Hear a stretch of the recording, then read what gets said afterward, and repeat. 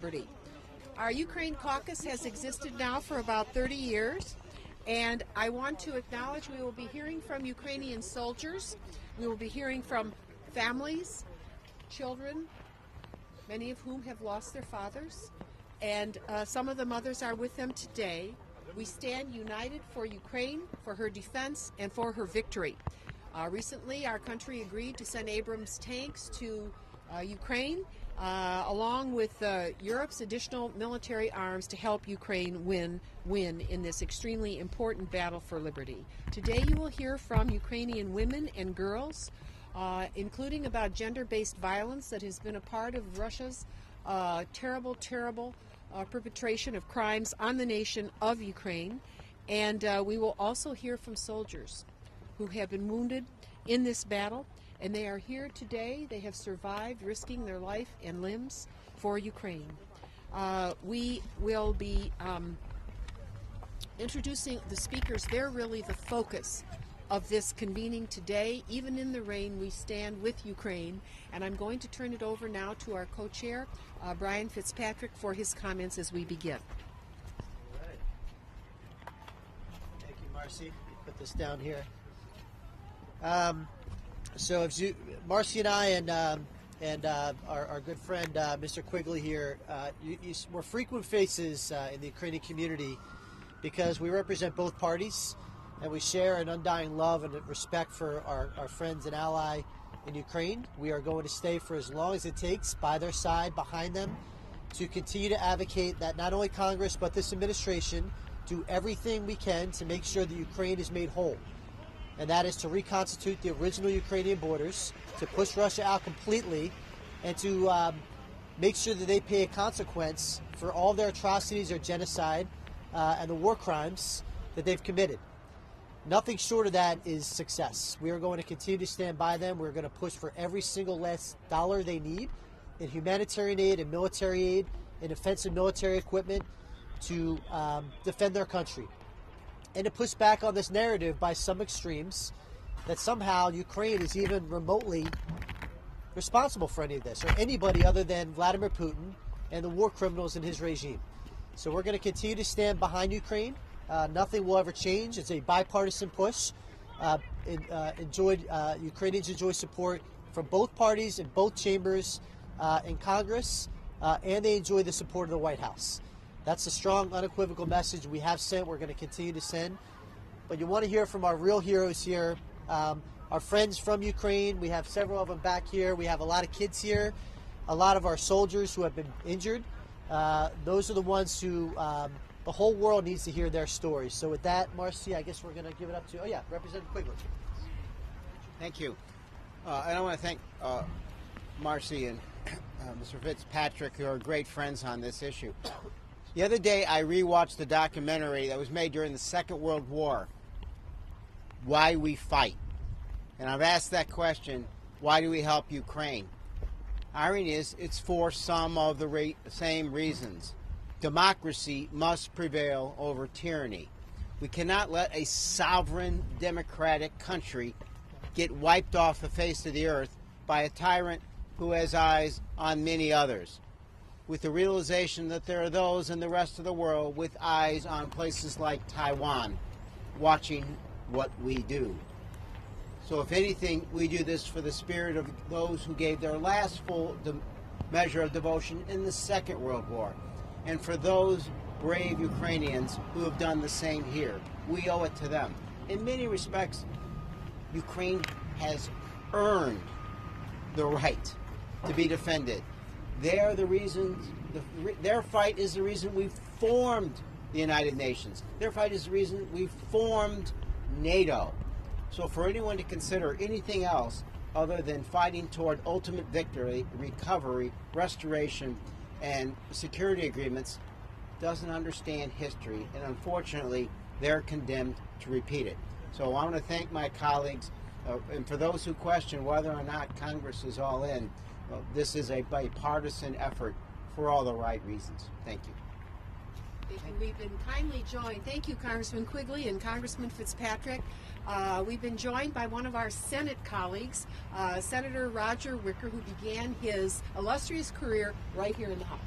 Thank you for joining us. Thank you, and it's wonderful to be here. Thank you. Thanks to members of the press for showing up and showing interest in this matter. I am wearing the friendship flags from the United States and Ukraine. I put this flag on my lapel February 24th, 2022, and I've worn it every day that I've had a lapel on since then. I've worn it every day, and I will wear it every day until there is victory over Putin's illegal war and his war crimes in Ukraine. I'm glad we're here with a bipartisan delegation, a bicameral delegation with friends from the parliament and friends from the religious community in Ukraine joining together. The overwhelming majority of House and Senate members support victory in Ukraine. The overwhelming majority of Americans support victory in Ukraine. And absolutely, it is. We do so. We do so in a charitable way, but also we do so for our own American self-interest. A peaceful Europe is vital to the economic and security interests of the United States of America, and we stand for that today. A lot can be said. I'll try to be brief, but thank you so much for being here. Thank you to my colleagues from the Democratic and Republican Party for being here and from the House and Senate. Victory in Ukraine. Thank you, Senator. Thank you so much for making the trek over here. As we introduce our guests, let me just say that the statue on top of the Capitol is called the Statue of Freedom, and she looks east. She looks east to victory in Ukraine.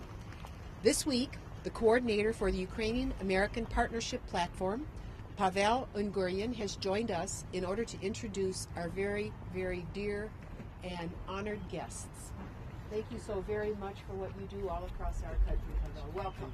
Give a lot of applause. Thank you. Congresswoman Copter, Congressman Quigley, Congressman Fitzpatrick, Senator Wicker. It's a great honor to be here on the Capitol Hill. And dear media, thank you very much for giving us a chance to tell the truth about Ukraine. This week it's different events about Ukraine in the Washington D.C. We call it Ukrainian Week in Washington D.C. We have a special guest from Ukraine for this week. First of all, it's a wounded Ukrainian veteran soldiers as a hero of Ukraine with golden medal Finn. It's other soldiers, Daniel and Alex, and the group of Ukrainian orphans. It's kids from Ukraine. Their fathers was died on that war. Their fathers was the soldiers and officers which died on that horrible war for the freedom and democracy, not just for Ukraine, for all democratic world. And we would like to say thank you, American people. Thanks for the Congress. Thanks for the House of Representatives, for the Senate, for the administration, for all the churches and people in America for prayers and helping for us. But we need help more. We need help more to stop this horrible war. This is our initiative for the Ukrainian Week events in Washington, D.C. together with Ukrainian diaspora. And I have a great friends here which represent different states of USA, Ukrainian community here. Thank you for giving us a chance to be here, and one more time, thanks, appreciate it for your help. May God bless Ukraine, and may God bless America.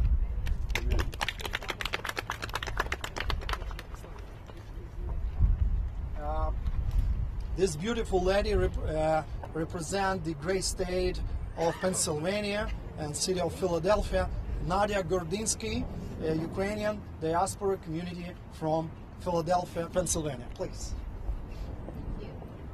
Hello everybody, it's a privilege for me today stand at this place of a freedom. I'm a citizen of United States, but I was born in Ukraine.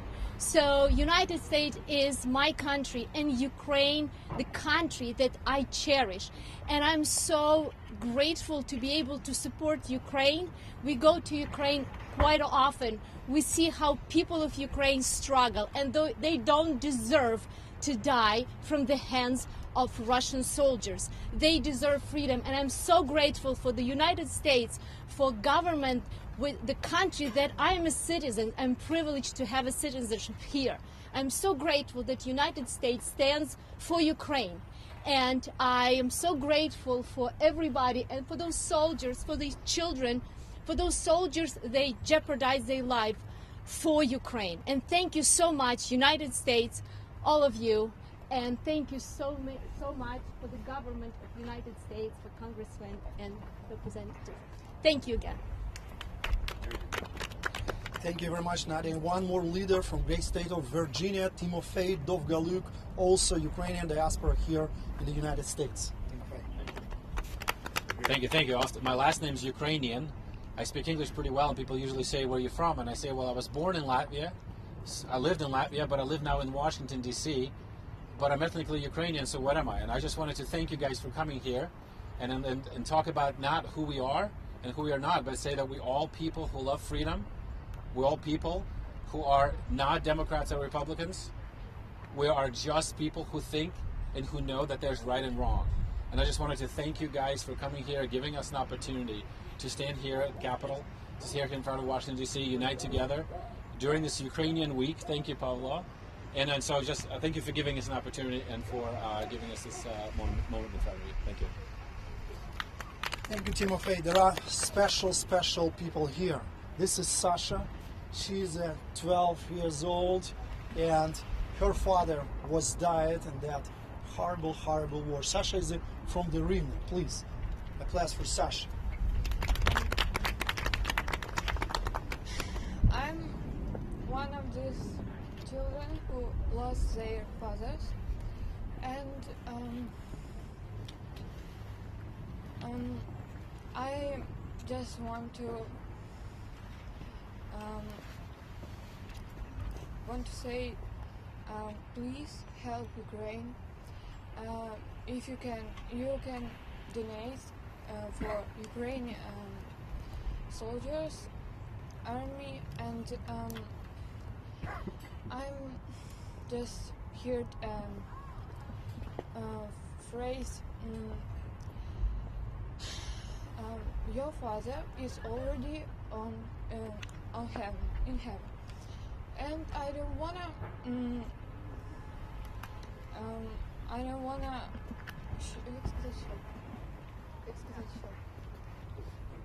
I don't wanna.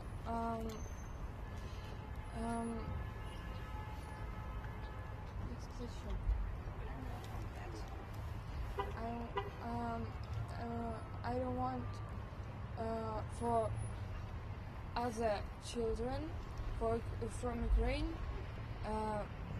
heard this. I want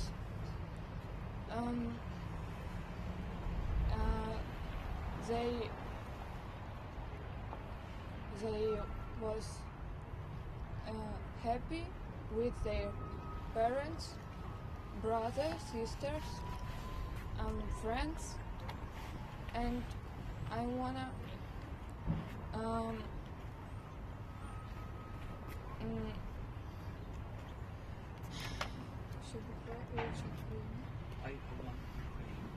Ukraine will take freedom again, and I believe what Ukraine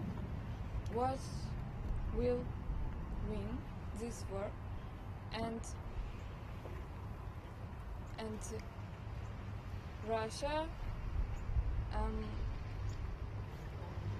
will come down. Thank you. Very brave. Thank you, Sasha. She cried all these days, and these kids, it's a special guest, and we greet these kids here, and thanks for all the organizations who help for veterans and kids, orphans from Ukraine. Right now, Daniel Melnik, come Daniel here, the veteran from Ukraine, the hero, and Daniel also can speak English, please.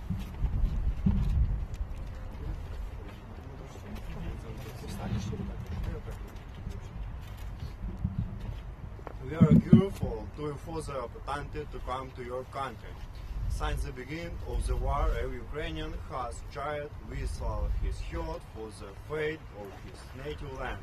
February 24, 2022, this date united not only all Ukrainians, but also the anti-civilized world. Because at night, without any reason, Russia sneakily attacked the territory of my country. All our people step up to defend their motherland. For me, for each of us, for each compatriot, Ukraine is the most precious thing we have. Our country, our language, tradition, land, family, our roots, our people, sunk in thousands of songs. Russia is our common enemy, and as long as it is led by people like Putin, it will not stop, but will encode on ever new territories. We are ready to defend of Ukrainian to the last drop of blood. Thousands of Ukrainians, but military personnel and civilians, lay down their souls and bodies, protecting their native land from the onslaught of enemies, defending freedom and independence. We know and believe that we will win, but we really need your help. Help with long-range weapons, help with rehabilitation and protection, because after receiving protection, we are ready to join the ranks of the armed forces of Ukraine and defend our homeland. How many children this war made orphans? How many people were left without homes, without a roof over their heads? Many left our country. How much give and suffer? Only together we will be able to part, and to this, only by uniting, we will defeat the common enemy. Glory to Ukraine.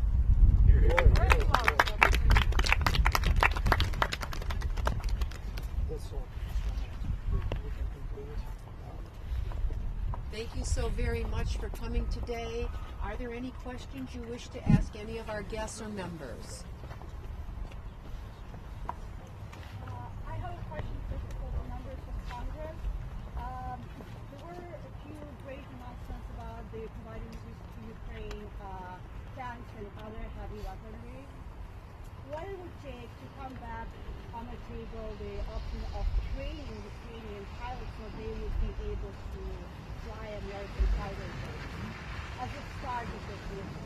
I think that in terms of defense, obviously our cooperation is through NATO, the North Atlantic Treaty Organization, and there are other nations that have offered to assist, and I think that the United States has to be part of a coalition and carefully work to provide the training that's necessary under the rule of law.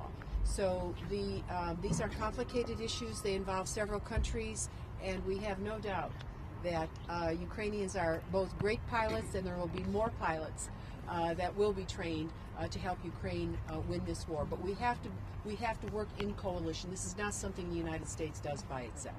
I think what I learned in traveling to the border twice and then in Kyiv last July is the Ukrainians are telling us you'd be surprised how quickly you learn when your homeland is at stake.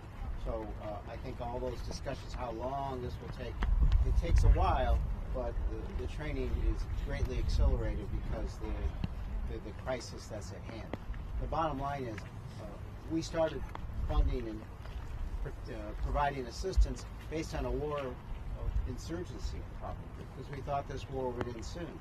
We're now in the midst of a brutal, long-term war, unfortunately, and Putin isn't worried about escalation. He's doing what he feels he needs to do to win the war. We have to match that, because everything we're providing now, at one point, was viewed as escalatory. Anything else? I'm curious about political will to continue U.S. support on the House concerned at all that some of your colleagues are growing a little fatigued with appropriating money for Ukraine? Do you think a visit like this will help increase support among your colleagues who are maybe skeptical of the U.S. role? Well, I think that the vast, overwhelming numbers of members we have in both chambers support Ukraine completely.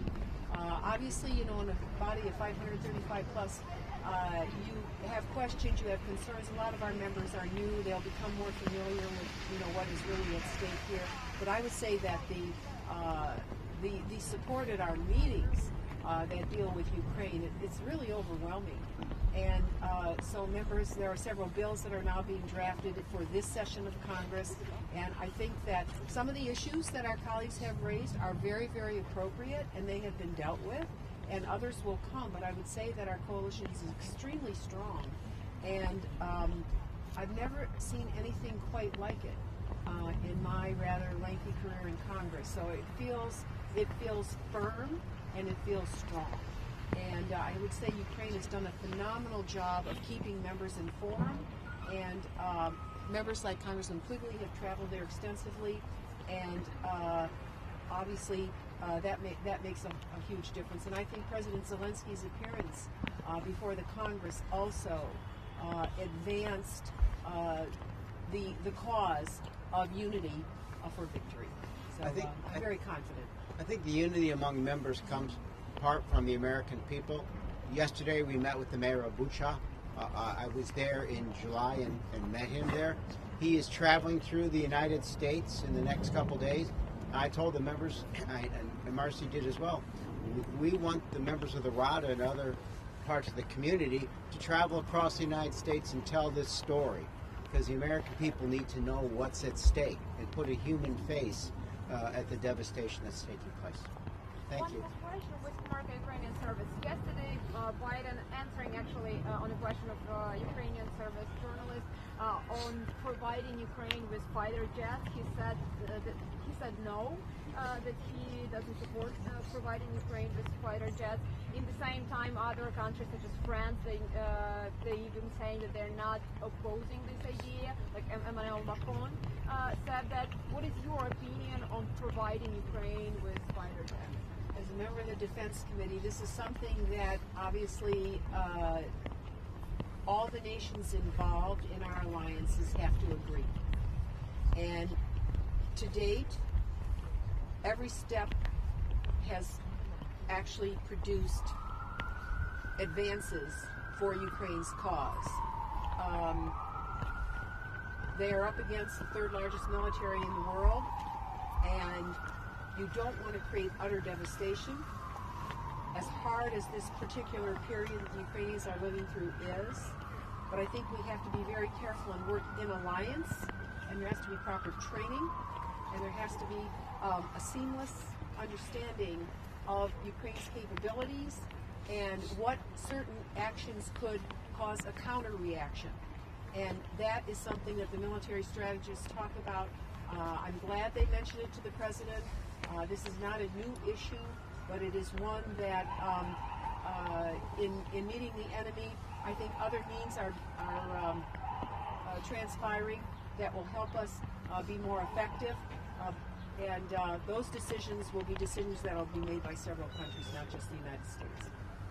Thank you. Thank you. Thank you. Thank you very much. Thank you for Thank you all. Pavel, We just want to invite you to all events. You have a press releases, addresses, and time. Please join us to different events of Ukrainian Week in different places you have on the papers. Thank you very much. Thank you, Congressman. Thank you for these wonderful things. Thank you so much. Ваня, Крис, подивіться, що туди ближче до камери.